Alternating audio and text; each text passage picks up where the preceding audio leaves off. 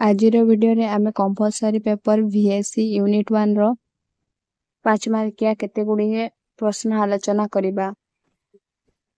परिवेश काहाको कुहाचे एहार विभक्तिकरण वर्णना कर। समस्त जैविक और अजैविक उपादान गुड़िक समष्टिगत प्रभाव कौनसी अंचलर स्थितावस्था को नियंत्रण पूर्वक उद्भिद प्राणी को प्रभावित करने प्रक्रिया को परिवेश कुहाଯାଏ। ଏହା जीव सह जड़र समन्वय प्रतिष्ठा करी उद्भिद प्राणी विशेष करी मनुष्य पर गुरुत्वपूर्ण भूमिका ग्रहण करे। तबरे परिवेश का कुहाଯାଏ आमे जानले परिवेशर संज्ञा के प्रदान करछे। WB सायर परिवेश तथ्य प्रदान करी कहिसंते जे परिवेश कले जे कोनोसी स्थानर बेष्टित अवस्था को बुझाइ दे जहा दुई प्रकार प्राकृतिक परिवेश आ गोटेला कृत्रिम परिवेश। दुई प्रकार प्राकृतिक परिवेश आ कृत्रिम परिवेशर अवस्थान को परिवेश कुहाଯାଏ तांको मतरे। तेनु परिवेश एक बृहत्तर जीवधारा उपरे पर्यवेसित जाकी जैविक और अजैविक पदार्थर समाहार एवं जीवन धारण मान निर्धारण करे। PN अरोरांक मत अनुसार परिवेश हेउछि प्राकृतिक अजैविक और जैविक वस्तुर समाहार जहा जीवन बेष्टनी को बुझाई थाए। सेपरि सीसी पार्क मत अनुसार परिवेश कहले एक निर्दिष्ट स्थान और एक निर्दिष्ट समय मनुष्यर बेष्टनी को बुझाए जहा विभिन्न उपादानर समाहार। एपरि बहुत वैज्ञानिक परिवेश संपर्क में अनेक संज्ञा प्रदान करिसंति जहा ग्रहणीय। एबे हमें देखियो परिवेशर प्रकार भेद। परिवेशर प्रकार भेद को परिवेश को दुई भाग में विभक्त कर जायछि यथा प्राकृतिक परिवेश और मानवीय परिवेश जता कि नेचुरल एनवायरनमेंट आ गोटे हैला ह्यूमन एनवायरनमेंट। प्रथम देखिबा नेचुरल एनवायरनमेंट प्राकृतिक परिवेश। प्राकृतिक परिवेश जल स्थल वायु उद्भिद और प्राणी मानक नहीं गठित होता है। प्रकृति जिनस जो सब रही से नहीं प्राकृतिक परिवेश सृष्टि। यही परिवेश उभय सजीव और निर्जीव पदार्थ गुड़िक रही था जमती कि जल स्थल वायु उद्भिद प्राणी इत्यादि केते गुड़ी समस्ते सजीव और वायु जल युड़िक निर्जीव सजीव निर्जीव। तेणु प्राकृतिक परिवेश को दुईटी श्रेणी विभक्त कर परिवेश को दुई भाग में विभक्त कराला। प्रथमे प्राकृतिक परिवेश और मानवीय परिवेश। पुनश्च प्राकृतिक परिवेश को आउ दुई भाग में विभक्त कर जायछि तथा आमे देखिबा जैविक परिवेश और अजैविक परिवेश। प्राकृतिक परिवेश को मध्य दुई भाग में विभक्त करला जैविक और अजैविक। जैविक परिवेश का कहा जाए जीवन नथिबा जड़ वस्तु बा भौतिक उपादान को ने ए परिवेश सृष्टि होता है। तेणु यह को जैविक बा भौतिक परिवेश कहा जाए। उदाहरण मृत्तिका जल वायु इत्यादि यही परिवेश उपादान अटते। अजैविक अर्थात जार जीवन नहीं जो माने जार जीवन नहीं जो मान चलप्रचल कर से अजैविक परिवेश अंतर्भुक्त। सेपरि मृत्तिका जल वायु इत्यादि अजैविक परिवेश अंतर्भुक्त। एबे हम देखिबा जैविक परिवेश। जैवमंडल उद्भिद और प्राणी मान द्वारा यही परिवेश सृष्टि होता है। तेणु यह जैविक परिवेश कहुए। जैवमंडल उद्भिद प्राणी जार जीवन अच्छे से संगठित होई यही परिवेश सृष्टि होता जैविक परिवेश कहुए। यह सजीव मानकर क्रिया प्रतिक्रिया पारस्परिक क्रियाकलाप को बुझाए। उदाहरण स्वरूप प्राणी उद्भिद अणुजीव से पारस्परिक संपर्क। एबे हमें देखिबा मानवीय परिवेश। प्राकृतिक परिवेश मध्य मनुष्य निज सुख और समृद्धि पाई ताहार ज्ञान कारीगरी कौशल बल केतेक परिवर्तन आनी पारिछि। तेणु मनुष्यकृत यही परिवर्तित परिवेश को मानवीय बा सांस्कृतिक परिवेश कहुए। मानवीय परिवेश कर जनसंख्या और जनबसति एवं राजनीति तथा सामाजिक अनुष्ठान बा संगठन को बुझाई था। अर्थात प्राकृतिक परिवेश व्यतीत मनुष्य माने तांको निज ज्ञान कौशल माध्यम निज जीवन को सुखमय करबा पे विभिन्न पदार्थ सृष्टि करछंती। से सब को नेकी मानवीय परिवेश सृष्टि होइछि। परिवेश अध्ययनर बहुमुखी कार्य वर्णना कर। परिवेश पढ़िबार मुख्य कार्य कौन से देखिबा। मनुष्यर चतुर्पार्श्व थिबा पार्थिव और जैविक पदार्थ जीवंत वस्तु और प्रवाहित वस्तु जो माने के परस्पर मध्य निर्भरशील से नहीं मनुष्यर परिवेश गठित। अर्थात परस्पर निर्भरशील जीवजंतु को नहीं मनुष्य परिवेश गठित होइछि। मनुष्य तार परिवेश प्रति 1960 दशक में सचेतन प्रकाश कला। तुम क्वेश्चन शॉर्ट क्वेश्चन आसी पारे मनुष्य केबे परिवेश को नहीं सचेतन प्रकाश कला तुम लिखिबो 1960। मनुष्य प्रकृति संपद को अविचारित भावे क्षय कर चली। 21वीं शताब्दी परिवेश विज्ञान को सर्वाधिक गुरुत्व प्रदान करुछि कारण परिवेश सहित मनुष्य स्थिति संस्कृति और सभ्यता जड़ित। मनुष्य निज जेपरि आवश्यक बढ़ी बढ़ी चलছে सेपरि समस्त प्राकृतिक संपद गुड़िक से क्षय कर चली। तेणु से सचेतन होगा उचित बोली से एठी कहा जायछि। ପରିବେଶ ଅଧ୍ୟୟନ ଏକ ବହୁମୁଖୀ କାର୍ଯ୍ୟ। ପରିବେଶ ବିଜ୍ଞାନ ବାୟୁମଣ୍ଡଳ, ଭୂମିରୂପ, ସାଗର, ଆମର ପାର୍ଥିବ ପୃଥିବୀ ଓ ଜୀବନର ରାସାୟନିକ ଚକ୍ର ଆଦି ସମସ୍ତ ବିଷୟର ଅଧ୍ୟୟନକୁ ବୁଝାଏ। ଆମେ ପରିବେଶ ବିଜ୍ଞାନ ଯେଉଁ ପରିବେଶ ଏଇ ପଢୁଛୁ ସେଥିରେ ଆମେ କାହା ବିଷୟରେ ପଢିଥାଉ? ବାୟୁମଣ୍ଡଳ, ଭୂମିରୂପ, ସାଗର, ଆମ ପାର୍ଥିବ ପୃଥିବୀ, ଜୀବନ, ରାସାୟନିକ ଚକ୍ର ଆଦି ବିଷୟ ଆମେ ଏଥିରେ ପଢିଥାଉ। ଏହା ବିଜ୍ଞାନ ସହ ଓତପ୍ରୋତ ଭାବେ ଜଡ଼ିତ ଏକ ବିଷୟ ଅଟେ। ପରିବେଶ ବିଜ୍ଞାନ ଯାହା ପରିବେଶ ସମ୍ପର୍କରେ ଆମେ ଯାହା ପଢୁଛୁ ତାହା ବିଜ୍ଞାନ ସହିତ ମଧ୍ୟ ଜଡ଼ିତ। ଏହା ଜନସାଧାରଣଙ୍କ ମନରେ ସାରା ଧରାପୃଷ୍ଠ ପ୍ରତି ସଚେତନ ସୃଷ୍ଟି કરે। ସାରା ଧରା ବା ପୃଥିବୀକୁ ଶ୍ରେଷ୍ଠ ସ୍ଥାନ ଭାବରେ ପ୍ରତିପାଦିତ କରିଥାଏ। ଦେଖ ଏଠାରେ ଅର୍ଥ science, life science, social science ଆଉ ସୋଏଲ ସାଇନ୍ସ ଏସବୁ ମିଶିକରି ଗୋଟେ ଦେଖ ପରସ୍ପର ସମ୍ପୃକ୍ତ ଅଛି। ବିଜ୍ଞାନ ତିନୋଟି ପ୍ରମୁଖ ବିଭାଗ ଯଥା ପୃଥିବୀ ବିଜ୍ଞାନ, ଅର୍ଥ ସାଇନ୍ସ, ଜୀବ ବିଜ୍ଞାନ, ଲାଇଫ ସାଇନ୍ସ, ସମାଜ ବିଜ୍ଞାନ, ସୋସିଆଲ ସାଇନ୍ସ। ବିଜ୍ଞାନ ସମନ୍ୱୟ ପରିବେଶ ବିଜ୍ଞାନ ଘଟିତ। ଦେଖ ସୋଏଲ ସାଇନ୍ସ এটা ପୁରା ସମନ୍ୱୟରେ ପରିବେଶ ବିଜ୍ଞାନ ସଂଗଠିତ ହେଇଛି। ବିଜ୍ଞାନ ଏହି ତିନି ଭାଗ ପରସ୍ପର ସମ୍ପର୍କରେ ଅନ୍ୟ ବିଭାଗ ମାନ ସୃଷ୍ଟି କରନ୍ତି। ନିମ୍ନଚିତ୍ର ପରିବେଶର ବିଭିନ୍ନ ଉପାଦାନ, ସେମାନଙ୍କ ଶକ୍ତି ଓ ପରିବେଶ ବିଜ୍ଞାନ ଏମାନଙ୍କ ସ୍ଥିତି ବିଷୟରେ ଧାରଣା କରିହେବ।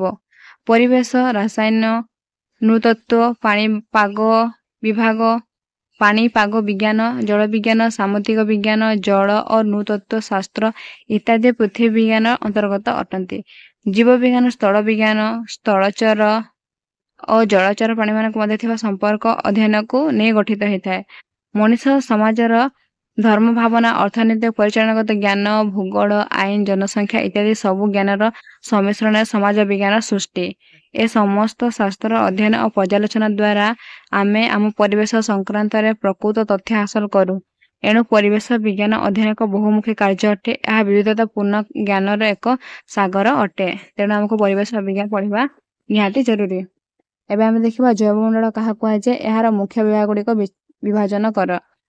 ଜୀବନ କ୍ରିୟା ସମ୍ପାଦନ ନିମନ୍ତେ ପରିବେଶ ସମସ୍ତ ଜୈବିକ ଓ ଅଜୈବିକ ଉପାଦାନ ଗୁଡ଼ିକ ପ୍ରତ୍ୟକ୍ଷ ବା ପରୋକ୍ଷ ଭାବରେ ସଂଶ୍ଳିଷ୍ଟ ହୋଇଥାନ୍ତି। ଜୀବନ କ୍ରିୟା ସମ୍ପାଦନ ନିମନ୍ତେ ପରିବେଶ ସମସ୍ତ ଜୈବିକ ଉପାଦାନ। ଦେଖ ଆମ ଜୀବନରେ ଜୀବିତ ମାନେ ଜୀବନ କ୍ରିୟା ବିଭିନ୍ନ କାର୍ଯ୍ୟ ଖାଇବା, ପିଇବା, ଖେଳ ଇତ୍ୟାଦି କାର୍ଯ୍ୟ ପାଇଁ ଆମେ ଜୈବିକ ଏବଂ ଅଜୈବିକ ଉପାଦାନ ଉପରେ ନିର୍ଭର କରିଥାଉ, ପ୍ରତ୍ୟକ୍ଷ ଭାବରେ ହେବା ପରୋକ୍ଷ ଭାବରେ। ସଜୀବ ମାନେ ଯେଉଁ ନିର୍ଦ୍ଦିଷ୍ଟ ନିୟମ ଅନୁଯାୟୀ ପରିବେଶ ସ୍ଥିତ ସମସ୍ତ ଭୌତିକ, ରାସାୟନିକ ଆଦି ନିର୍ଜୀବ ବସ୍ତୁମାନଙ୍କ ସହ ବିଭିନ୍ନ ପ୍ରତିକ୍ରିୟା ଘଟାଇ ଜୀବନ ନିର୍ବାହ କରନ୍ତି ତାହାକୁ ପରିସଂସ୍ଥା କୁହାଯାଏ। ଆମେ ପରିବେଶ ରହିଥିବା ବିଭିନ୍ନ ଜୈବ ଓ ଜୈବିକ ପଦାର୍ଥ ସହିତ ଆମେ ନିର୍ଭରଶୀଳ ହୋଇ ଯେଉଁ ଜୀବନ ବିତାଇଥାଏ ତାହାକୁ ପରିସଂସ୍ଥା କୁହାଯାଏ। ବ୍ୟାପକ ଅର୍ଥରେ ସମଗ୍ର ପରିବେଶ ମଣ୍ଡଳକୁ ପରିସଂସ୍ଥା ରୂପେ ବିବେଚନା କରାଯାଇପାରେ। ପୁରା ବ୍ୟାପକ ଅର୍ଥରେ ଏହାକୁ କହିଲେ ପରିବେଶକୁ ହିଁ ପରିସଂସ୍ଥା କୁହାଯାଉଛି। ପ୍ରତ୍ୟେକ ପରିସଂସ୍ଥା ଦୁଇଟି ମୁଖ୍ୟ ଉପାଦାନକୁ ନେଇ ଗଠିତ ଯଥା ଜୈବିକ ଓ ଅଜୈବିକ ଉପାଦାନ। ପରିସଂସ୍ଥା କାହାକୁ ନେଇ ଗଠିତ? ଦୁଇଟି ଉପାଦାନ। ମୁଖ୍ୟ ଉପାଦାନ ହେଲା ଜୈବିକ ଓ ଅଜୈବିକ ଉପାଦାନ। ପ୍ରତ୍ୟେକ ପରିସଂସ୍ଥା ଦୁଇଟି ହେଲା ପଡ଼ିଲେ ଅଜୈବ ଉପାଦାନ ମଧ୍ୟରେ ଜୈବିକ ଓ ଅଜୈବିକ ଦୁଇଟି ଉପାଦାନକୁ ନେଇ ଗଠିତ ହୋଇଥାଏ ପରିସଂସ୍ଥା। ସେହି ଅଜୈବିକ ଉପାଦାନ ଗୁଡ଼ିକ ହେଲା ବାୟୁମଣ୍ଡଳ, ମୃତ୍ତିକା ମଣ୍ଡଳ ଆଦି ଅନ୍ତର୍ଭୁକ୍ତ ହୋଇଅଛି। କିନ୍ତୁ ସଜୀବରେ ଜୀବ ଓ ଉଦ୍ଭିଦକୁ ନେଇ ଜୀବମଣ୍ଡଳ ଗଠିତ ଥାଏ। ଜୈବମଣ୍ଡଳ ଓ ଅଜୈବ ମଣ୍ଡଳ। ଜୈବମଣ୍ଡଳ ହେଲା ବାୟୁମଣ୍ଡଳ, ଜୀବମଣ୍ଡଳ ହେବନି, ବାୟୁମଣ୍ଡଳ, ଅଶ୍ମମଣ୍ଡଳ ଆଉ ଗୋଟେ ହେଲା ବାରିମଣ୍ଡଳ। ଜୈବମଣ୍ଡଳ ହେବ ଉଦ୍ଭିଦ, ପ୍ରାଣୀ ଇତ୍ୟାଦିକୁ ନେଇ ଗଠିତ ହୋଇଥାଏ। ଏଣୁ ଜୀବମଣ୍ଡଳ ପୃଥିବୀର ସେହି ଅଂଶ ଯେଉଁଠାରେ ଜୀବସତ୍ତା ରହିଛି। ଜୈବମଣ୍ଡଳ ଏକ ଜୈବିକ ରାସାୟନିକ ବ୍ୟବସ୍ଥା ଯାହା ସୂର୍ଯ୍ୟଙ୍କ ଶକ୍ତିକୁ ଧରିବା, ସଞ୍ଚୟ କରିବା ଓ କାର୍ଯ୍ୟକାରୀ କରିବା କ୍ଷେତ୍ରରେ ମୁଖ୍ୟ ଭୂମିକା ଗ୍ରହଣ କରିଥାଏ। ଦେଖ ବ୍ୟକ୍ତି, ଜନସଂଖ୍ୟା, ପରିସଂସ୍ଥା, ବାଉମୀ, ଜୀବମଣ୍ଡଳ। ଜୀବମଣ୍ଡଳ କିପରି ଗଠିଥାଏ? ଗୋଟେ ବ୍ୟକ୍ତିର ଜନସଂଖ୍ୟାର ବହୁତ ସାରା ଜନସଂଖ୍ୟା ପରସ୍ପର ଉପରେ ନିର୍ଭର ହେଇକିନା ପରିସଂସ୍ଥା ହେଲା। ପରିସଂସ୍ଥାର ବାଉମୀରୁ ଜୀବମଣ୍ଡଳ। ଖାଦ୍ୟ ଆହରଣ ଅନୁଯାୟୀ ଜୀବମାନଙ୍କୁ ନିମ୍ନଲିଖିତ କେତେକ ମୁଖ୍ୟ ବିଭାଗରେ ବିଭାଜନ କରାଯାଇଛି। ଉତ୍ପାଦକ। ଖାଦ୍ୟ ଅନୁଯାୟୀ ବିଭିନ୍ନ ଏଠି କୁହାଗଲା ଖାଦ୍ୟ ଆହରଣ ଅନୁଯାୟୀ ଜୀବମାନଙ୍କୁ ବିଭିନ୍ନ ଭାଗରେ ବିଭକ୍ତ କରାଯାଇଛି। ଉତ୍ପାଦକ, ଭକ୍ଷକ, ଅପଘଟକ। ଉତ୍ପାଦକ ଏହି ଶ୍ରେଣୀର ଜୀବ ନିଜର ଖାଦ୍ୟ ନିଜର ଖାଦ୍ୟ ପ୍ରସ୍ତୁତ କରିଥାନ୍ତି। ଉଦାହରଣ ସ୍ୱରୂପ ଉଦ୍ଭିଦ। ଆକାର ଅନୁଯାୟୀ ଉତ୍ପାଦକ ଦୁଇ ପ୍ରକାର ଯଥା କ୍ଷୁଦ୍ର ଉତ୍ପାଦକ ଓ ବୃହତ ଉତ୍ପାଦକ। ଯେଉଁମାନେ ନିଜର ଖାଦ୍ୟ ନିଜେ ପ୍ରସ୍ତୁତ କରିଥାନ୍ତି ସେମାନଙ୍କୁ ଉତ୍ପାଦକ କୁହାଯାଏ। ଯେପରି ବୃକ୍ଷମାନେ ନିଜର ଖାଦ୍ୟ ନିଜେ ଉତ୍ପାଦନ କରିଥାନ୍ତି, ତେଣୁ ବୃକ୍ଷମାନେ ହେଉଛନ୍ତି ଗୋଟେ ଉତ୍ପାଦକ। ଭକ୍ଷକ ପ୍ରାଣୀମାନେ ନିଜର ଖାଦ୍ୟ ନିଜେ ପ୍ରସ୍ତୁତ କରିପାରନ୍ତି ନାହିଁ। ସମସ୍ତ ପ୍ରାଣୀ ଖାଦ୍ୟ ନିମନ୍ତେ ଉଦ୍ଭିଦ ଉପରେ ନିର୍ଭର କରୁଥିବା ଯୋଗୁଁ ସେମାନଙ୍କୁ ଭକ୍ଷକ କୁହାଯାଏ। ଯେଉଁ ପ୍ରାଣୀମାନେ ଖାଦ୍ୟ ଉପରେ ନିର୍ଭର ଖାଦ୍ୟ ପାଇଁ ଉଦ୍ଭିଦ ଉପରେ ନିର୍ଭର କରିଥାନ୍ତି ସେମାନଙ୍କୁ ଭକ୍ଷକ କୁହାଗଲା। ଭକ୍ଷକ ପ୍ରାଥମିକ ବା ମାଧ୍ୟମିକ ଭକ୍ଷକ ହୋଇପାରନ୍ତି। ସେହି ଭକ୍ଷକ ଗୁଡ଼ିକ ପ୍ରାଥମିକ ବା ମାଧ୍ୟମିକ ହୋଇପାରନ୍ତି। କେତେକ ପ୍ରାଣୀ ମାଧ୍ୟମିକ ଭକ୍ଷକ ଗୋଷ୍ଠୀର ପ୍ରାଣୀମାନଙ୍କୁ ନିଜର ଖାଦ୍ୟ ପାଇଁ ବିନିଯୋଗ କରିଥାନ୍ତି ଓ ସେମାନଙ୍କୁ ତୃତୀୟ ଭକ୍ଷକ କୁହାଯାଏ। ଯେଉଁମାନେ ମାଧ୍ୟମିକ ଭକ୍ଷକମାନଙ୍କ ଉପରେ ନିର୍ଭରଶୀଳ ହୋଇ ଜୀବନ ବିତାଇଥାନ୍ତି ବା ସେମାନଙ୍କୁ ଖାଦ୍ୟ ରୂପେ ଗ୍ରହଣ କରି ଜୀବନ ବିତାନ୍ତି ସେମାନଙ୍କୁ ତୃତୀୟ ଭକ୍ଷକ କୁହାଯାଏ। ଏବଂ ଯେଉଁ ତୃତୀୟ ଭକ୍ଷକମାନଙ୍କୁ ଖାଇ ନିଜର ଜୀବନ ବିତାଇଥାନ୍ତି ସେମାନଙ୍କୁ ଶୀର୍ଷ ଭକ୍ଷକ, ଯେଉଁମାନେ କି ହେଲେ ବାଘ, ସିଂହ ଇତ୍ୟାଦି ମାନଙ୍କୁ ଶୀର୍ଷ ଭକ୍ଷକ କୁହାଯାଇପାରେ। ଅପଘଟକ ମୃତ ପ୍ରାଣୀ ଓ ଉଦ୍ଭିଦମାନଙ୍କ ଅପଘଟନ କରି ଜୈବିକ ବସ୍ତୁକୁ ମୌଳିକ ପଦାର୍ଥରେ ପରିଣତ କରିବାରେ ଅପଘଟକ ସାହାଯ୍ୟ କରିଥାଏ। ଅର୍ଥାତ୍ ମୃତ ପ୍ରାଣୀ ଯେଉଁ ପ୍ରାଣୀମାନେ ମରିଯାଇଥାନ୍ତି, ଯେପରିକି ବିଭିନ୍ନ ପ୍ରକାର ପ୍ରାଣୀ ମରି ଏଠି ସେଠି ଜଙ୍ଗଲରେ ପଡ଼ିଥାନ୍ତି ସେମାନଙ୍କୁ ଅପଘଟନ କରି ଜୈବିକ ପଦାର୍ଥରୁ ମୌଳିକ ପଦାର୍ଥରେ ପରିଣତ କରିବାରେ ଅପଘଟନ ମାନେ ସାହାଯ୍ୟ କରିଥାନ୍ତି। ଏମାନଙ୍କୁ ଅଣୁଭକ୍ଷକ କୁହାଯାଏ। ସେଟା କିଏ ଚିଲ, ଶାଗୁଣା ହେଇପାରନ୍ତି, ବିଭିନ୍ନ ପ୍ରକାର ଅଣୁଜୀବ ବି ହୋଇପାରନ୍ତି। ସେମାନେ ଗୋଟେ ଅପଘଟକ। ଅପଘଟନ ପ୍ରକ୍ରିୟା ଦ୍ୱାରା ପରିବେଶ ଭାରସାମ୍ୟ ରକ୍ଷା କରାଯାଇପାରେ। ବିଭିନ୍ନ ପ୍ରକାର ପଶୁପକ୍ଷୀ ଏଠି ମୃତ୍ୟୁବରଣ କରିଲା ପରେ ଏଠି ସେଠି ପଡ଼ି ରହିଥାନ୍ତି ସେମାନଙ୍କୁ ଅପଘଟନ କରି ମାଟିରେ ମିଶାଇବାରେ ଏହି ଅଣୁଭକ୍ଷକ ମାନେ ସାହାଯ୍ୟ କରି ପରିବେଶର ଭାରସାମ୍ୟକୁ ରକ୍ଷା କରିଥାନ୍ତି। ପରିବେଶ ପ୍ରଦୂଷଣ ଅର୍ଥ କ'ଣ? ଏହାର ବିଭିନ୍ନ ଉତ୍ସ ଗୁଡ଼ିକ ବର୍ଣ୍ଣନା କର। ପ୍ରଦୂଷଣ ପରିବେଶ ଏକ ଅସୁସ୍ଥ ପରିବର୍ତ୍ତନ ଯାହାକି ମାନବୀୟ କାର୍ଯ୍ୟଶୈଳୀର ଏକ ଅନାବଶ୍ୟକ ପରିମାଣ। ପ୍ରତ୍ୟେକ ମଣିଷ ସମାଜ, ତାହା ଗ୍ରାମୀଣ ଜୀବନ ହେଉ, ସହରାଞ୍ଚଳ ହେଉ, ଶିଳ୍ପାଞ୍ଚଳ ହେଉ ବା ପ୍ରୌଦ୍ୟୋଗିକ ଦୃଷ୍ଟିରୁ ଏକ ଉନ୍ନତ ସମାଜ ହେଉ, କିଛି ପରିମାଣରେ ଓ କିଛି ପ୍ରକାର ବର୍ଜ୍ୟବସ୍ତୁ ନିଶ୍ଚିତ ଭାବରେ ତ୍ୟାଗ କରିଥାନ୍ତି, ଯାହାକି ଯେତେବେଳେ ଅତ୍ୟଧିକ ପରିମାଣ ଜୈବମଣ୍ଡଳରେ ପ୍ରବେଶ କରେ ସେତେବେଳେ ତାହା ପ୍ରାଣୀ, ଉଦ୍ଭିଦ ତଥା ମଣିଷ ପ୍ରଭୃତ କ୍ଷତି ଘଟାଇବା ସହିତ ପରିସଂସ୍ଥାର ମୌଳିକ କାର୍ଯ୍ୟଧାରାକୁ ମଧ୍ୟ ପ୍ରଭାବିତ କରିଥାଏ। ଏହାକୁ ପ୍ରଦୂଷକ କୁହାଯାଏ। ପ୍ରଦୂଷଣ ଜଳ, ବାୟୁ ଓ ମୃତ୍ତିକାର ଭୌତିକ, ରାସାୟନିକ, ଜୈବିକ ଗୁଣର ଏକ ଅନାବଶ୍ୟକ ପରିବର୍ତ୍ତନ ଯାହାକି ଜୀବନର ଅଶେଷ କ୍ଷତି ସାଧନ କରିଥାଏ। ମନୁଷ୍ୟର ପରିବେଶ କେବଳ ତାହାର ନିକଟତମ ପରିବେଶରେ ଥିବା ବସ୍ତୁ ବା ପ୍ରାକୃତିକ ଶକ୍ତିକୁ ନେଇ ଗଠିତ ନୁହେଁ। ମନୁଷ୍ୟର ଜୀବନ ଧାରଣ ପ୍ରକ୍ରିୟା ଇତ୍ୟାଦିର ସମ୍ପର୍କ ତଥା ଜୀବନ ଭିନ୍ନ ବିଷୟ ଉତ୍ପାଦନ କ୍ଷମତା, ମାଟି, ପାଣି, ପବନ, ଜଙ୍ଗଲ, ବାସସ୍ଥାନ, ସ୍ୱାସ୍ଥ୍ୟ, ଶକ୍ତି, ପ୍ରାକୃତିକ ସମ୍ପଦ ଉପରେ ଏହାର ପ୍ରଭାବ ଇତ୍ୟାଦି ମନୁଷ୍ୟର ପରିବେଶ ଅନ୍ତର୍ଗତ। ତେଣୁ ଆମର ପରିବେଶ ଯାହା ଆମର ଚତୁଃପାର୍ଶ୍ୱରେ ଥିବା ଜଳ, ସ୍ଥଳ, ବାୟୁକୁ ନେଇ ଗଠିତ ସେଗୁଡ଼ିକ ନିମ୍ନଲିଖିତ କାରଣମାନ ଯୋଗୁଁ ପ୍ରଦୂଷିତ ହୋଇଥାଏ। ଜନସଂଖ୍ୟା ବିସ୍ଫୋରଣ, ଶିଳ୍ପ ପ୍ରସାର, ଜଙ୍ଗଲ କ୍ଷୟ, କଳକାରଖାନା ପ୍ରସାର, ପରମାଣୁ ବିସ୍ଫୋରଣ, ପରିବହନ, ଅଜ୍ଞତା ଅନ୍ୟାନ୍ୟ। ବିଭିନ୍ନ ପ୍ରକାର ଜୀବାଣୁ ଜଳରେ ରହି ଜଳ ପ୍ରଦୂଷଣ କାରଣ ହୋଇଥାଏ। ଜଳ ପ୍ରଦୂଷଣ ଚାରିଗୋଟି ମୁଖ୍ୟ ଉତ୍ସ ହେଲା ପୌରାଞ୍ଚଳୀୟ, ଶିଳ୍ପ ସଂସ୍ଥା, କୃଷି କ୍ଷେତ୍ରୀୟ ଓ ପ୍ରାକୃତିକ। ଏହିସବୁ ଯୋଗୁଁ ଜଳ ପ୍ରଦୂଷଣ ହୋଇଥାଏ। ପୌରାଞ୍ଚଳୀୟ ଉତ୍ସ ସାଧାରଣ ଦୁଇ ପ୍ରକାର, ଯଥା ନିୟନ୍ତ୍ରଣ ଯୋଗ୍ୟ ଆଉ ଗୋଟେ ହେଲା ନିୟନ୍ତ୍ରଣ ଅଯୋଗ୍ୟ। ନିୟନ୍ତ୍ରଣ ଯୋଗ୍ୟ ଉତ୍ସ ସହରାଞ୍ଚଳ ନର୍ଦ୍ଦମା ବ୍ୟବସ୍ଥା ନିୟନ୍ତ୍ରଣ ଯୋଗ୍ୟ ଉତ୍ସର ଅନ୍ତର୍ଭୁକ୍ତ। ଗୃହ ତଥା ସହରାଞ୍ଚଳରୁ ନିର୍ଗତ ହେଉଥିବା ବହୁ ବର୍ଜ୍ୟବସ୍ତୁ ନଦୀ, ନାଳ ଓ ହ୍ରଦ ମଧ୍ୟ ତ୍ୟାଗ କରାଯିବା ଦ୍ୱାରା ଜଳାଶୟର ଜଳ ଦୂଷିତ ହୋଇଥାଏ। ଯଦିଓ ଜଳାଶୟକୁ ଛଡ଼ାଯିବା ପୂର୍ବରୁ ନର୍ଦ୍ଦମା ଜଳକୁ ପରିଷ୍କାର କରାଯାଇ ଛଡ଼ାଯିବା ଦ୍ୱାରା ଜଳ ପ୍ରଦୂଷଣକୁ ଅନେକ ପରିମାଣରେ ହ୍ରାସ କରାଯାଇପାରିବ, ତଥାପି ଅନେକ କାରଣ ପରିଷ୍କାର କରିବା ସମସ୍ୟା ବହୁଳ ହୋଇଯାଏ। ନିୟନ୍ତ୍ରଣ ଅଯୋଗ୍ୟ ଉତ୍ସ ସଂଗଠିତ ନର୍ଦ୍ଦମା ପ୍ରଣାଳୀ ବ୍ୟତୀତ ଅନ୍ୟ ଯେଉଁ ଦୂଷିତ ପଦାର୍ଥ ବିଭିନ୍ନ ଜଳାଶୟରେ ପଶି ଜଳକୁ ଦୂଷିତ କରନ୍ତି ସେଗୁଡ଼ିକ ନିୟନ୍ତ୍ରଣ ଅଯୋଗ୍ୟର ଶ୍ରେଣୀଭୁକ୍ତ କରାଯାଏ। ଏହି ଶ୍ରେଣୀ ଦୂଷିତ ପଦାର୍ଥ ଗୁଡ଼ିକ ମୁଖ୍ୟତଃ ବୃଷ୍ଟିଜଳ ଦ୍ୱାରା ବାହିତ ହୋଇ ଜଳାଶୟମାନଙ୍କରେ ପ୍ରବେଶ କରିଥାନ୍ତି। ଏବେ ଆମେ ଦେଖିବା କଳକାରଖାନା ବା ଶିଳ୍ପ ସଂସ୍ଥା। ଆଜିକାଲି ଯେକୌଣସି ଉତ୍ସ ତୁଳନାରେ କଳକାରଖାନା ବା ଶିଳ୍ପ ସଂସ୍ଥା ଗୁଡ଼ିକ ଜଳ ପ୍ରଦୂଷଣ ନିମନ୍ତେ ଅଧିକ ପରିମାଣ ଦାୟୀ। କଳକାରଖାନାରୁ ବାହାରୁଥିବା ବର୍ଜ୍ୟବସ୍ତୁ ଯଥା କାଗଜ କଳ, ଚମଡ଼ା କାରଖାନା, ଚିନି କଳ, ତୈଳ ବିଶୋଧନାଗାର, ଝୋଟକଳ, ରାସାୟନିକ ସାର କାରଖାନା ଇତ୍ୟାଦି ନିର୍ଗତ ହେଉଥିବା ଜଟିଳ ଜୈବିକ ଯୌଗିକ ପଦାର୍ଥ ଇତ୍ୟାଦି ସିଧାସଳଖ ଜଳାଶୟମାନଙ୍କ ତ୍ୟାଗ କରାଯିବା ଦ୍ୱାରା ଜଳ ପ୍ରଦୂଷିତ ହୋଇଥାଏ। ଏହି ଦୂଷିତ ପଦାର୍ଥ ଗୁଡ଼ିକ କ୍ୱଚିତ ବିଘଟିତ ହୋଇଥାଏ, ତେଣୁ ଏଗୁଡ଼ିକ ସ୍ଥାନୀୟ ପରିସଂସ୍ଥାକୁ ଅସନ୍ତୁଳିତ କରିଦିଅନ୍ତି। କୃଷି କ୍ଷେତ୍ରରେ ରାସାୟନିକ ସାର ଔଷଧର ଅଂଶବିଶେଷ ଜଳସ୍ରୋତ ସହିତ ବୋହିଯାଇ ଜଳାଶୟମାନଙ୍କରେ ପ୍ରବେଶ କଲେ ଜଳ ପ୍ରଦୂଷିତ ହୋଇଥାଏ। କୃଷି କ୍ଷେତ୍ରରେ ଡାଳପତ୍ର, ମୂଳ, ପାଳ ଇତ୍ୟାଦି ପଚି ସଢ଼ି ଯାଇ ଜଳସ୍ରୋତ ଦ୍ୱାରା ପ୍ରବାହିତ ହୋଇ ଜଳାଶୟଗୁଡ଼ିକରେ ମିଶିଲେ ମଧ୍ୟ ଜଳ ପ୍ରଦୂଷିତ ହୋଇଥାଏ। ପ୍ରାକୃତିକ ଉତ୍ସ ଝଡ଼ ବତାସ ହେଲେ ଧୂଳିମଳି ପତ୍ର ଅନ୍ୟାନ୍ୟ ହାଲୁକା ପଦାର୍ଥ ଉଡ଼ିଯାଇ ଜଳାଶୟ ଗୁଡ଼ିକରେ ପଡ଼ିଥାଏ।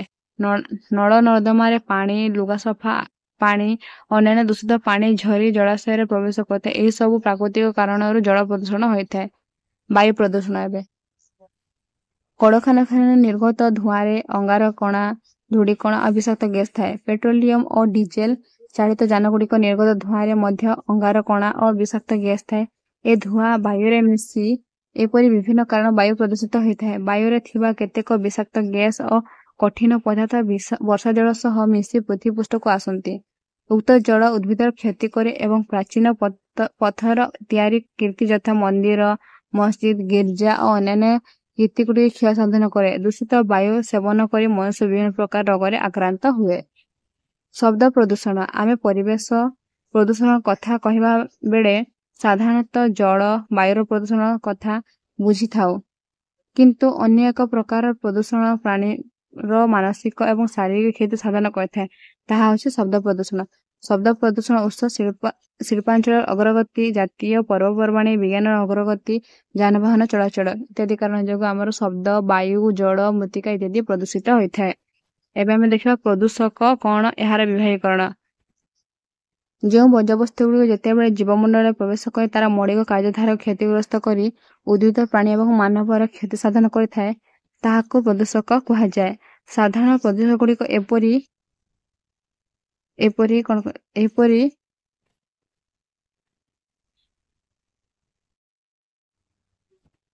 ପ୍ରଦୂଷକ କ'ଣ, ଏହାର ବିଭାଗୀକରଣ।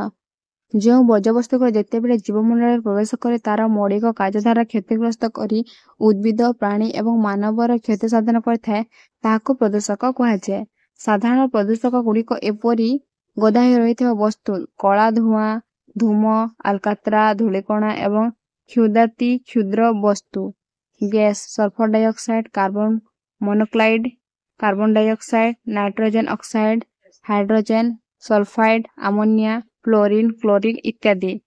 ପ୍ରଦୂଷଣର କାରଣ ରାସାୟନିକ, ଯୌଗିକ, ଆଲଡିହାଇଡ୍, ଆର୍ସାଇନ୍, ହାଇଡ୍ରୋଜେନ ଫ୍ଲୋରାଇଡ୍, ଫସ୍ଜିନ୍ସ ଇତ୍ୟାଦି। ଧାତବ ପଦାର୍ଥ, ଦସ୍ତା, ଲୌହ, ଜିଙ୍କ, ପାରଦ ଇତ୍ୟାଦି। ବିଷାକ୍ତ ପଦାର୍ଥ, ହର୍ବିସାଇଡ୍, ଫଞ୍ଜିସାଇଡ୍, ପେଷ୍ଟିସାଇଡ୍, ନେମାଟୋସାଇଡ୍, ଇନସେକ୍ଟିସାଇଡ୍ ଇତ୍ୟାଦି।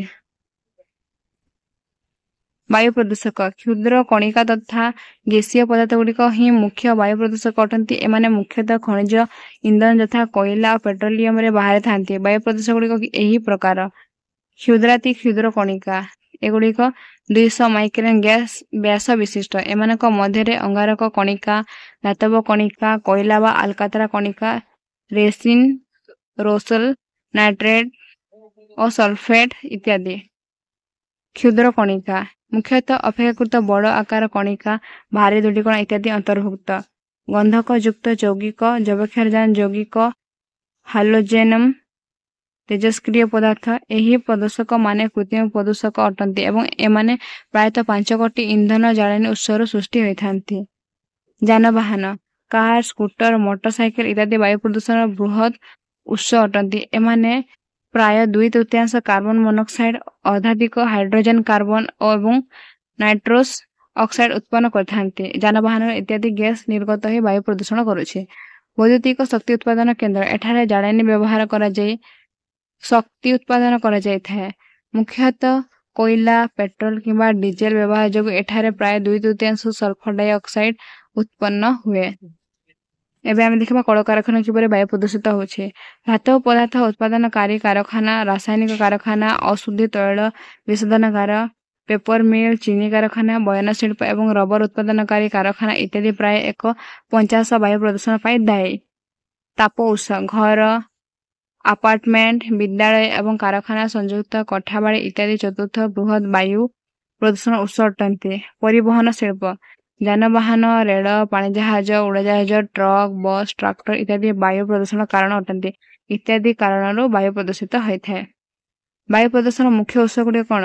ବାୟୁ ପ୍ରଦୂଷଣ ମୁଖ୍ୟ 2 ଧରଣ ଉତ୍ସ ରହିଛି। ସେଗୁଡ଼ିକ ହେଲା ପ୍ରାଥମିକ ଉତ୍ସ ଓ ଦ୍ୱିତୀୟ ଧରଣ ଉତ୍ସ ବୋଲି କୁହାଯାଏ। ପ୍ରାଥମିକ ଉତ୍ସଗୁଡ଼ିକ ମଧ୍ୟରେ ସୂକ୍ଷ୍ମ କଣିକା carbon monoxide, sulphur dioxide, hydrogen sulphide, hydrogen fluoride, ଯବକ୍ଷାରଜାନ ଅକ୍ସାଇଡ ସମୂହ, ଆଲଡିହାଇଡ ଓ ଅଙ୍ଗାରନିକ ଅମ୍ଳ ହେଉଛି ପ୍ରମୁଖ। ବାୟୁ ପ୍ରଦୂଷଣ ଉପରୋକ୍ତ ପ୍ରାଥମିକ ଉତ୍ସଗୁଡ଼ିକ ସହିତ ବାୟୁମଣ୍ଡଳରେ ଥିବା ଅନ୍ୟାନ୍ୟ ପଦାର୍ଥର ରାସାୟନିକ କ୍ରିୟା ପ୍ରକ୍ରିୟା ଫଳରେ ବାୟୁ ପ୍ରଦୂଷଣ ଦ୍ୱିତୀୟ ଧରଣ ଉତ୍ସଗୁଡ଼ିକ ସୃଷ୍ଟି ହୁଏ। ଏଠାରେ ବାୟୁ ପ୍ରଦୂଷଣ ପ୍ରଥମ ଧରଣ ଓ ଦ୍ୱିତୀୟ ଧରଣର ଉତ୍ସଗୁଡ଼ିକ ଉପରେ ବିଶଦ ଆଲୋଚନା କରାଯାଇଛି। ଏବେ ଆମେ ଦେଖିବା ସୂକ୍ଷ୍ମ କଣିକା। ବିଭିନ୍ନ କଳକାରଖାନା ନିର୍ଗତ ହୋଇ ବାୟୁମଣ୍ଡଳରେ ମିଶୁଥିବା କଠିନ ସୂକ୍ଷ୍ମ କଣିକା ଓ ତରଳ ବୁନ୍ଦା ଗୁଡ଼ିକ ସୂକ୍ଷ୍ମ କଣିକା ଭାବରେ ଆଖ୍ୟାତ କରାଯାଇଛି। ଏହି ତରଳ ବୁନ୍ଦା ଓ କଠିନ କଣିକା ଗୁଡ଼ିକ ଏତେ କ୍ଷୁଦ୍ର ଯେ ସେଗୁଡ଼ିକ ବାୟୁମଣ୍ଡଳରେ ଭାସି ବୁଲନ୍ତି। ଧୂଆଁ, ଅଳନ୍ଧୁ, ଧୂଆଁ, ଧୂଳି, ଆସବେଷ୍ଟ ତନ୍ତୁ, କୀଟନାଶକ, ପାରଦ, ସୀସା ଓ ତମ୍ବା ପ୍ରଭୃତି କ୍ଷୁଦ୍ର କଣିକା, କ୍ଷୁଦ୍ରାତି କ୍ଷୁଦ୍ର ଧୂଳିକଣା ଓ ପରାଗ ରେଣୁ ପ୍ରଭୃତିକୁ ଏହି ଶ୍ରେଣୀଭୁକ୍ତ କରାଯାଇପାରେ। 10 UM ବା ତାଠାରୁ ଅଧିକ ବ୍ୟାସାର୍ଦ୍ଧ ଥିବା ବାୟୁମଣ୍ଡଳୀୟ କଣିକା ଗୁଡ଼ିକ ସୃଷ୍ଟି ହେବାର 24 ଘଣ୍ଟା ମଧ୍ୟରେ ଭୂପୃଷ୍ଠରେ ଜମିଯାଏ। ମାତ୍ର ତାଠାରୁ କ୍ଷୁଦ୍ର କଣିକା ଗୁଡ଼ିକ ବହୁ ଦିନ ଧରି ବାୟୁମଣ୍ଡଳରେ ଭାସି ବୁଲନ୍ତି। ବାୟୁମଣ୍ଡଳର ନିମ୍ନାଂଶ ଅର୍ଥାତ୍ ଟ୍ରୋପୋସ୍ଫିୟରରେ ଥିବା ଏହିଭଳି ଭାସମାନ ଧୂଳିକଣା ଦ୍ୱାରା ଆଜ୍ମା, ବ୍ରୋଙ୍କାଇଟିସ୍ ପ୍ରଭୃତି ଶ୍ୱାସକ୍ରିୟା ଜନିତ ସମସ୍ୟା ସୃଷ୍ଟି କରନ୍ତି। ପୁଣି ଏହି ଧୂଳିକଣା ଏଗୁଡ଼ିକୁ ବାୟୁମଣ୍ଡଳର ଉପରସ୍ଥ ଅର୍ଥାତ୍ ଟ୍ରୋପୋସ୍ଫିୟର ରହିଲେ ପୃଥିବୀର ତାପମାତ୍ରା ହ୍ରାସ କରନ୍ତି। ଅଙ୍ଗାରକାମ୍ଳ ଗ୍ୟାସ୍ CO2 ଏହା ହେଉଛି ବାୟୁମଣ୍ଡଳରେ ସବୁଠାରୁ ଅଧିକ ପରିମାଣରେ ଥିବା ପ୍ରଦୂଷକ। ଏହା ଚିନି କାରଖାନା, ଇସ୍ପାତ କାରଖାନା, ତୈଳ ବିଶୋଧନାଗାର, କରତକଳ ଇତ୍ୟାଦି ନିର୍ଗତ ହୋଇ ବାୟୁମଣ୍ଡଳରେ ମିଶେ। ଅଙ୍ଗାରକାମ୍ଳ। Carbon monoxide. ବାୟୁମଣ୍ଡଳରେ ଏହି ପ୍ରଦୂଷକ ପରିମାଣ ଅଙ୍ଗାରକାମ୍ଳ ଗ୍ୟାସ୍ ଠାରୁ କମ୍ ହେଲେ ମଧ୍ୟ ଅନ୍ୟାନ୍ୟ ସମସ୍ତ ପ୍ରଦୂଷକ ମାନଙ୍କଠାରୁ ଅଧିକ। ଏହାର ମୁଖ୍ୟ ହେଉଛି ଯାନବାହନ ମାନଙ୍କରୁ ନିର୍ଗତ ହେଉଥିବା ବିଷାକ୍ତ ଧୂଆଁ। ଦିନର ସବୁଠାରୁ କର୍ମଚଞ୍ଚଳ ସମୟରେ ବାୟୁମଣ୍ଡଳରେ ଏହାର ପରିମାଣ ବଦହଜମ ଭାବରେ ବୃଦ୍ଧି ପାଏ। ରାଜଧାନୀ ଦିଲ୍ଲୀରେ ଯାନବାହନ ମାନଙ୍କର ପ୍ରତିଦିନ ପ୍ରାୟ 700 କିଲୋଗ୍ରାମ କାର୍ବନ ମନୋକ୍ସାଇଡ ନିର୍ଗତ ହୁଏ। ସଲଫର ଡାଇଅକ୍ସାଇଡ SO2 ଏହା ହେଉଛି ଅନ୍ୟତମ ମୁଖ୍ୟ ବାୟୁ ପ୍ରଦୂଷଣକାରୀ ଉତ୍ପାଦନ। ଗନ୍ଧକ ଯୁକ୍ତ ଜାଳେଣୀର ଦହନ ଫଳରେ ଏହା ସୃଷ୍ଟି ହୁଏ। ତାପଜ ବିଦ୍ୟୁତ କେନ୍ଦ୍ରମାନଙ୍କରେ କୋଇଲା ଦହନର ଉପଜାତ ଭାବରେ ଏହି ଗ୍ୟାସ୍ ପ୍ରଚୁର ପରିମାଣରେ ନିର୍ଗତ ହୁଏ। ତୈଳ ବିଶୋଧନାଗାର ଓ ସଲଫ୍ୟୁରିକ ଏସିଡ ତିଆରି କାରଖାନାରେ ମଧ୍ୟ ଏହାର ପ୍ରଚୁର ପରିମାଣରେ ନିର୍ଗତ ହୋଇଥାଏ। ସେପରି ହାଇଡ୍ରୋଜେନ ସଲଫାଇଡ H2S ଏଗୁଡ଼ିକ ପ୍ରାକୃତିକ ଗ୍ୟାସ୍ ଶିଳ୍ପ ଓ କରତକଳ ମାନଙ୍କରୁ ନିର୍ଗତ ହୁଏ। ଏହାଛଡ଼ା ଆଲକାତରା, ପେଟ୍ରୋଲ ଜାତ ଦ୍ରବ୍ୟ ଓ ରେୟନ ଶିଳ୍ପର ଉପଜାତ ଭାବରେ ମଧ୍ୟ ଏହି ଗ୍ୟାସ୍ ନିର୍ଗତ ହୁଏ। ହାଇଡ୍ରୋଜେନ ଫ୍ଲୋରାଇଡ H2F ଆଲୁମିନିୟମ ବିଶୋଧନ ଶିଳ୍ପର ମୁଖ୍ୟତଃ ଏହି ଗ୍ୟାସ୍ ନିର୍ଗତ ହୁଏ। ଏହାଛଡ଼ା ଫସ୍ଫେଟ ସାର ଓ ସିରାମିକ କାରଖାନା ମାନଙ୍କରୁ ମଧ୍ୟ ଏହି ଗ୍ୟାସ୍ ନିର୍ଗତ ହୁଏ। କେଉଁ କେଉଁ ଗ୍ୟାସ୍ କେଉଁଥିରୁ ନିର୍ଗତ ହୁଏ ସେସବୁ ମନେ ରଖିବ। ଏଇଟା ସର୍ଟ କ୍ୱେଶ୍ଚିନ୍ ଆସିପାରେ। ନାଇଟ୍ରୋଜେନର ଅକ୍ସାଇଡର ସମୂହ। ବାୟୁମଣ୍ଡଳର ପରିମାଣ ଦୃଷ୍ଟିରୁ କାର୍ବନ ମନୋକ୍ସାଇଡ ପରେ ପରେ ହିଁ ଏହାର ସ୍ଥାନ। ମାତ୍ର ଏଗୁଡ଼ିକ କାର୍ବନ ମନୋକ୍ସାଇଡ ଠାରୁ ବହୁଗୁଣ ଅଧିକ କ୍ଷତିକାରକ। ଯାନବାହନ, ନାଇଟ୍ରିକ ଏସିଡ ଶିଳ୍ପ, ସଲଫ୍ୟୁରିକ ଏସିଡ କାରଖାନା ଓ ନାଇଲେନ କାରଖାନାରେ ମୁଖ୍ୟତଃ ନିର୍ଗତ ହୁଏ। ଗୋଟିଏ ଟନ କୋଇଲା ଚକିରେ ସେଥିରୁ 5 ରୁ 100 କିଲୋ ନାଇଟ୍ରୋଜେନର ନାନା ଧରଣର ଅକ୍ସାଇଡ ନିର୍ଗତ ହୁଏ। ଏବେ ଆମେ ଦେଖିବା ବିକିରଣ ପ୍ରଦୂଷଣ ବିଭାଗୀକରଣ। ଏହା କିପରି ମାନବ ସମାଜକୁ ପ୍ରଭାବିତ କରେ। ଆଣବିକ ବିକିରଣ ଦ୍ୱାରା ତେଜସ୍କ୍ରିୟ ବିକିରଣ ଘଟିଥାଏ। ଏହା ପରିବେଶରେ ଉଭୟଙ୍କର ପ୍ରଦୂଷଣ ସୃଷ୍ଟି କରେ। ପରମାଣୁ ଅସ୍ତ୍ରଶସ୍ତ୍ର ପରୀକ୍ଷାମୂଳକ ବିସ୍ଫୋରଣ, ବୈଦ୍ୟୁତିକ ରିଆକ୍ଟର, ତେଜସ୍କ୍ରିୟ ବିକିରଣ ଆଦିରୁ ତେଜସ୍କ୍ରିୟ ବିକିରଣ ସୃଷ୍ଟି ହୁଏ। ଏହା ସାଧାରଣତଃ ଦୁଇ ପ୍ରକାର। ଆୟନୀକରଣହୀନ ବିକିରଣ ଆଉ ଆୟନୀକରଣ ସମ୍ପନ୍ନ ବିକିରଣ। ଆୟନୀକରଣହୀନ ବିକିରଣରେ ଅତିବାଇଗଣୀ ରଶ୍ମି ଏହି ଶ୍ରେଣୀର ବିକିରଣ। ଏହା ଜୀବମାନଙ୍କର ଗୁଣସୂତ୍ରରେ ପରିବର୍ତ୍ତନ ଆଣିଥାଏ ଯାହା ଜୀବ ପାଇଁ କ୍ଷତିକାରକ। ଆୟନୀକରଣ ସମ୍ପନ୍ନ ବିକିରଣ। ଯେଉଁ ତେଜସ୍କ୍ରିୟ ବିକିରଣ ଦ୍ୱାରା ଅଣୁ ଓ ପରମାଣୁଗୁଡ଼ିକର ଆୟନୀକରଣ ଘଟିଥାଏ ତାହାକୁ ଆୟନୀକରଣ ବିକିରଣ କୁହାଯାଏ। ଏହି ଶ୍ରେଣୀର ତେଜସ୍କ୍ରିୟ ବିସ୍ଫୋରଣରୁ ଆଲଫା ରଶ୍ମି, ବିଟା ରଶ୍ମି, ଗାମା ରଶ୍ମି ଇତ୍ୟାଦି ଆଦି ବାହାରିଥାଏ। ଏହାର ଉଦାହରଣ ଏକ୍ସରେ, ଗାମା ରେ ଇତ୍ୟାଦି। ବିକିରଣ ଜନିତ ଅନିଷ୍ଟକାରୀ ପରିଣାମ। ତେଜସ୍କ୍ରିୟ ବିକିରଣ ଶରୀର ମଧ୍ୟରେ ପ୍ରବେଶ କରେ। ଏହା ଜୈବିକ ତନ୍ତୁରେ ପରିବର୍ତ୍ତନ ଆଣି ବିଭିନ୍ନ ପ୍ରକାର ମୁକ୍ତ ରେଡିକଲ ଓ ବିଭିନ୍ନ ଆୟନରେ ପରିଣତ ହୋଇଥାଏ। ଏହି ମୁକ୍ତ ରେଡିକାଲ ଗୁଡ଼ିକ ଶରୀର ମଧ୍ୟରେ ବିଭିନ୍ନ ପ୍ରକାର ରାସାୟନିକ ପ୍ରତିକ୍ରିୟା ଘଟାଇ ଯୌଗିକ ସୃଷ୍ଟି କରିଥାନ୍ତି, ଯାହା ଜୀବମାନଙ୍କ ଉପରେ ଯାହାର କୁପ୍ରଭାବ ପଡ଼ିଥାଏ। ତେଜସ୍କ୍ରିୟ ବିକିରଣ ଅନିଷ୍ଟକାରୀ ପରିଣାମକୁ ଦୁଇ ପ୍ରକାର, ଯଥା ଅଙ୍ଗଜ ବିକିରଣ ପରିଣାମ, ଜେନେଟିକ ବିକିରଣ ପରିଣାମ। ଅଙ୍ଗଜ ବିକିରଣ ପରିଣାମ ଦେଖିବା। ଆଣବିକ ବିସ୍ଫୋରଣ ପରେ ଏହି ପ୍ରକାର ସମସ୍ୟା ଦେଖା ଦେଇଥାଏ। ହିରୋସୀମା ଓ ନାଗାସାକିରେ ଘଟିଥିବା ଆଣବିକ ବୋମା ବିସ୍ଫୋରଣ ଦ୍ୱାରା ବହୁ ଧନଜୀବନ ନଷ୍ଟ ହୋଇଯାଇଥିଲା। ବହୁ ମଣିଷ ଜୀବମାନେ ବିକଳାଙ୍ଗ ଶିକାର ହୋଇଥିଲେ। ତେଣୁ ତେଜସ୍କ୍ରିୟ ବିକିରଣ ଭୟାବହତା ଅଧିକ, ଯାହା ମଣିଷ ଶରୀର ଉପରେ ପଡ଼ିଲେ କ୍ୟାନ୍ସର ଆଦି ଅସାଧ୍ୟ ରୋଗ ସୃଷ୍ଟି କରେ। ସେପରି ଜେନେଟିକ ବିକିରଣ ପରିଣାମ। ପ୍ରତ୍ୟେକ ଜୀବର ଶରୀର କୋଷକୁ ନେଇ ଗଠିତ।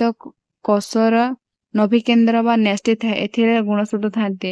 ଗୁଣସୂତ୍ର DNA ଓ ପ୍ରୋଟିନ୍ ଦ୍ୱାରା ତିଆରି। ଗୁଣସୂତ୍ର ଥିବା DNA କୁ ଜିନ୍ କୁହାଯାଏ। ପ୍ରତ୍ୟେକ ପ୍ରଜାତିର ଗୁଣସୂତ୍ର ଏକ ନିର୍ଦ୍ଦିଷ୍ଟ ସଂଖ୍ୟା ଥାଏ, ଯାହା ପ୍ରଜାତୀୟ ଠାର ଗଠନ, ଆକୃତି ଓ ରୂପ ଓ ଶାରୀରିକ କାର୍ଯ୍ୟ ସମ୍ପାଦନରେ ସହାୟକ ହୋଇଥାଏ। ବିକିରଣ ଜନିତ ପ୍ରଭାବରେ ଏହି ଜିନ୍ ବା ଗୁଣସୂତ୍ରରେ ପରିବର୍ତ୍ତନ ହୋଇଥାଏ, ଯାହାକୁ ନବୋଦ୍ଭବ କୁହାଯାଏ। ଏହାଦ୍ୱାରା ଜୀବନ ପ୍ରକ୍ରିୟାରେ ବିଷମ ପରିସ୍ଥିତି ସୃଷ୍ଟି ହୋଇ ଜୀବଜଗତରେ ଅନିଷ୍ଟ ଘଟାଇଥାଏ। ଏବେ ଆମେ ଦେଖିବା ମୃତ୍ତିକା ସଂରକ୍ଷଣର 5ଟି ପଦ୍ଧତିଗୁଡ଼ିକ ବର୍ଣ୍ଣନା କର। ମୃତ୍ତିକା କ୍ଷୟ ବର୍ତ୍ତମାନ ଏକ ମୁଖ୍ୟ ସମସ୍ୟା। ଏହି ସମ୍ପଦର ସୁରକ୍ଷା ଏବଂ ସଂରକ୍ଷଣ ଏକାନ୍ତ ଆବଶ୍ୟକ। ମୃତ୍ତିକା ସଂରକ୍ଷଣର ବିଭିନ୍ନ ଉପାୟଗୁଡ଼ିକ ନିମ୍ନରେ ବର୍ଣ୍ଣନା କରାଗଲା। ବନୀକରଣ। ବୃକ୍ଷ ଶୂନ୍ୟ ଅଞ୍ଚଳରେ ମୃତ୍ତିକା କ୍ଷୟର ପରିମାଣ ଦ୍ରୁତ ଗତିରେ ବୃଦ୍ଧି ପାଉଥିବାରୁ ଏହାର ସଂରକ୍ଷଣ ନିମନ୍ତେ ବନୀକରଣ ଏକାନ୍ତ ଆବଶ୍ୟକ। ବନୀକରଣ ଦ୍ୱାରା ଅଦରକାରୀ ପତିତ ଜମିରେ ନୂତନ ବୃକ୍ଷରୋପଣ କରି ଏହାକୁ ଜଙ୍ଗଲରେ ରୂପାନ୍ତରିତ କରାଯାଇ ମୃତ୍ତିକା ସଂରକ୍ଷଣ କରାଯାଇପାରିବ। ପୁନଃଜଙ୍ଗଲୀକରଣ। ରିଫରେଷ୍ଟେସନ। ଧ୍ୱଂସ ପାଇଯାଇଥିବା ପୁରାତନ ଜଙ୍ଗଲଗୁଡ଼ିକରେ ନୂତନ ବୃକ୍ଷରୋପଣ କରାଯାଇ ଏହାର ପୁନରୁଦ୍ଧାର କରାଯିବା ଆବଶ୍ୟକ। ପୁରାତନ ଜଙ୍ଗଲଗୁଡ଼ିକରେ ଉପଯୁକ୍ତ ରକ୍ଷଣାବେକ୍ଷଣ ଦ୍ୱାରା ମଧ୍ୟ ମୃତ୍ତିକା ସଂରକ୍ଷଣ କରାଯାଇପାରିବ। ନିୟନ୍ତ୍ରିତ ଚାରଣ। ତୃଣଭୋଜୀ ପ୍ରାଣୀମାନଙ୍କର ଅତ୍ୟଧିକ ଚାରଣ ଯୋଗୁଁ ତୃଣଭୂମିଗୁଡ଼ିକ ନଷ୍ଟ ହୋଇ ମରୁଭୂମିରେ ପରିଣତ ହୋଇଥାନ୍ତି। ଫଳରେ ମୃତ୍ତିକାର ଉପର ସ୍ତର ହାଲୁକା ହୋଇଯାଇ ଜଳ ଏବଂ ବାୟୁ ଦ୍ୱାରା ସହଜରେ କ୍ଷୟ ହୋଇଥାଏ। ତେଣୁ ମୃତ୍ତିକା ସଂରକ୍ଷଣ ନିମନ୍ତେ ତୃଣଭୋଜୀ ପ୍ରାଣୀମାନଙ୍କ ନିୟନ୍ତ୍ରିତ ଚାରଣ ଆବଶ୍ୟକ ରହିଛି। ସିଆର ଚାଷ। ସ୍ୱଳ୍ପ ବୃଷ୍ଟିପାତ ଅଞ୍ଚଳ ଜମିରେ ସିଆରମାନେ କରି ବର୍ଷାଜଳକୁ ସଞ୍ଚାର କରି ରଖାଯାଏ। ଖାଲୁଆ ନାଳ ପାର୍ଶ୍ୱରେ ଥିବା ଉଚ୍ଚା ମାଟି ହୁଡ଼ାରେ ବୃକ୍ଷରୋପଣ କରାଯାଇଥାଏ। ଏହାଦ୍ୱାରା ଉଭୟ ମୃତ୍ତିକା ଏବଂ ଜଳ ସଂରକ୍ଷଣ କରାଯାଏ। ଫସଲ ପର୍ଯ୍ୟାୟକରଣ। ସବୁବେଳେ ଗୋଟିଏ ଜମିରେ ଏକ ପ୍ରକାର ଚାଷ ନ କରି ଗୋଟିଏ ପ୍ରକାର ଫସଲ ପରେ ଅନ୍ୟ ଏକ ପ୍ରକାର ଫସଲ କଲେ ଜମିର ଉର୍ବରତା ପାଇଥାଏ। ଯେପରିକି ଧାନ, ଗହମ ଆଦି ଚାଷ ପରେ ସେହି ଶସ୍ୟ କ୍ଷେତ୍ରରେ ଡାଲି ଜାତୀୟ ଫସଲ ଯଥା ମୁଗ, ବିରି, ଶିମ୍ବ ଆଦି ଚାଷ କରିବା ଦ୍ୱାରା ମାଟିର ଯବକ୍ଷାରଜାନ ପରିମାଣ ବୃଦ୍ଧି ଘଟି ଅଧିକ ଉର୍ବର ହୋଇଥାଏ। ଏବେ ଆମେ ଗୋଟେ କ୍ଷେତ୍ରରେ ଧାନ ଚାଷ କଲେ ଏଇ ବର୍ଷରେ ଆମେ ଧାନ ଚାଷ କଲେ ତା ଆର ବର୍ଷ ମଧ୍ୟ ଧାନ ଚାଷ କଲେ ସେହି ଜମିର ଉର୍ବରତା କମିଥାଏ। କିନ୍ତୁ ଏ ବର୍ଷ ଆମେ ଧାନ ଚାଷ କଲେ ଆର ବର୍ଷ ଆଖୁ ଚାଷ କରିବା କି ହରଡ଼ ଚାଷ କରିବା କି ବିରି ଚାଷ କରିବା, ହେଲେ ତାର ଉର୍ବରତା ହ୍ରାସ ପାଇନଥାଏ। ୟୁଟ୍ରୋଫିକେସନ କହିଲେ ଆମେ ସାଧାରଣତଃ କୌଣସି ଜଳାଶୟର ଜୈବିକ ଉତ୍ପାଦିକତା ବୃଦ୍ଧି ହେବାକୁ ବୁଝୁ।